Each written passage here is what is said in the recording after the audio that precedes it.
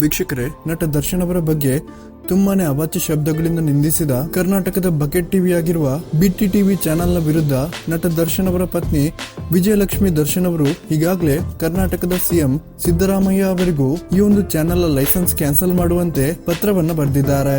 ನಟ ದರ್ಶನ್ ಅವರ ಬಗ್ಗೆ ತುಂಬಾನೇ ವೈಯಕ್ತಿಕವಾಗಿ, ತುಂಬಾನೇ ಕೀಳುಮಟ್ಟಕ್ಕೆ, ತುಂಬಾನೇ ಅಸಹ್ಯವಾಗಿ ಮತ್ತು ತುಂಬಾನೇ ಪರ್ಸನಲ್ ಆಗಿ ಮಾತಾಡಿರುವ ಕರ್ನಾಟಕದ ಬಕೆಟ್ ಟಿವಿ ಬಿಟ್ಟಿ ಟಿವಿ ಚಾನೆಲ್ ವಿರುದ್ಧ ಈಗ ವಿಜಯಲಕ್ಷ್ಮಿ ದರ್ಶನ್ ಅವರು ತುಂಬಾನೇ ಕೋಪಗೊಂಡಿದ್ದು ಈ ಒಂದು ಚಾನೆಲ್ನ ವಿರುದ್ಧ ಕಾನೂನು ಕ್ರಮಕ್ಕೆ ಮುಂದಾಗಿದ್ದಾರೆ.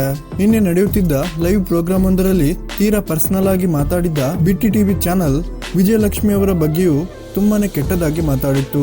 ದರ್ಶನ್ ಹಾಗೇನೆ ಪವಿತ್ರ ಗೌಡ ರಿಲೇಶನ್ಶಿಪ್ ನಲ್ಲಿ ಇದ್ರೂ ಕೂಡ ವಿಜಯಲಕ್ಷ್ಮಿ ಅವರಿಗೆ ದರ್ಶನ್ ಮೇಲೆ ಯಾಕಿಷ್ಟು ಮೋಹ ಮತ್ತು ಗಂಡ ಸರಿಯಿಲ್ಲ ಅಂದ್ರೂ ಸ್ವಲ್ಪನೂ ನಾಚಿಕೆ ಮಾನ ಮರ್ಯಾದೆ ಇಲ್ವಾ ಅಂತ ಲೈವ್ ಟೆಲಿಕಾಸ್ಟ್ ನಲ್ಲಿ ಬಿಟ್ಟಿ ಟಿವಿ ಆಂಕರ್ ದೀಪಕ್ ಕುಮಾರ್ ಮಾತಾಡಿದ್ದ.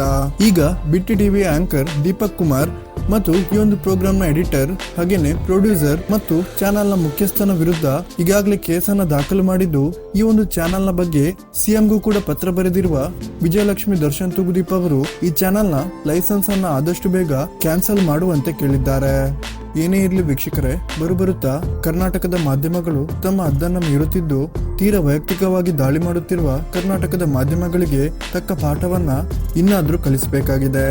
ವೀಕ್ಷಕರೇ, ನಿಮ್ಗೆ ಇದರ ಬಗ್ಗೆ ಏನ್ ಅನಿಸುತ್ತೆ ಅನ್ನೋದನ್ನ ದಯವಿಟ್ಟು ಕಮೆಂಟ್ ಮಾಡಿ ತಿಳಿಸಿ.